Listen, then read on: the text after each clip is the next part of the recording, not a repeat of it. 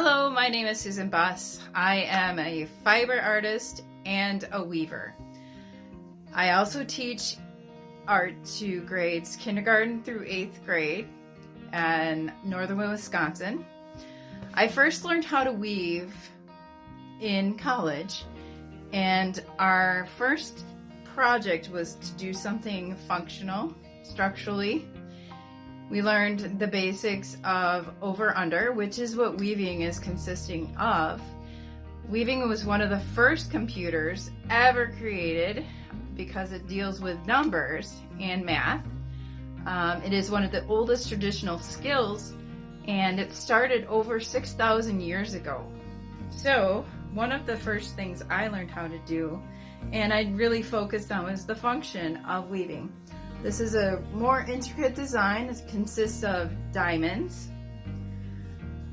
And a little bit even more intricate was this pinwheel pattern and a variegated yarn.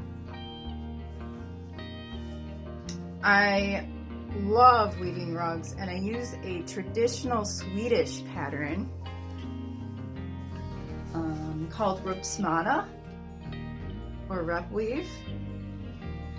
And then I have started doing little sketches of landscapes that are inspired by Wisconsin terrain. I have my landscape that I really appreciate the most. As I give my studio tour, I will show you some of the other ways I work. I am very fortunate to have a room in my home where I can work. In this room, I have 2 looms that I'm currently working on, and I have various other ones throughout my home. As a fiber artist, I need a lot of materials, and I have some inspiration, a little bit more than some, throughout my room. I also paint and draw, and so some of my paintings and drawings are throughout the room. This is a painting of my mother. But a lot of my woven work is also throughout my room. I do small woven sketches or fiber art. These are printmaking and some wovens. And this is a funny piece that I have out of an old hand towel. So one of the things I wanted to talk about was the loom as a machine and how we get those threads measured. The fiber that I like to use is cotton for the most.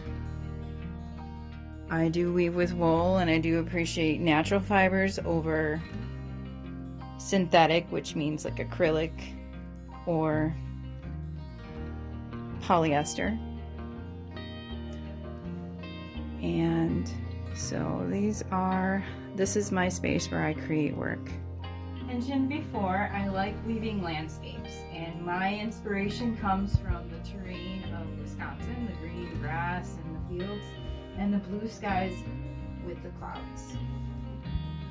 This was woven on the loom like this. It is a piece of fabric that I stretched on canvas bars just so it could be hung as just like a painting. So I'm currently weaving on something that's a lot smaller, but it's also landscape inspired. This loom is a machine, and when you press the foot levers, some of the harnesses raise and some do not. That is what gives you your woven structure.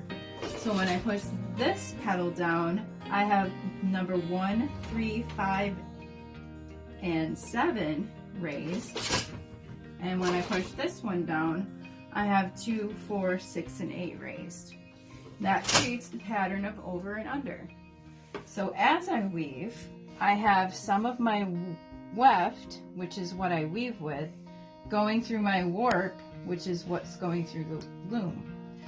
So when I raise this, I need to find the right one. Those threads switch off, over, under, over, and under.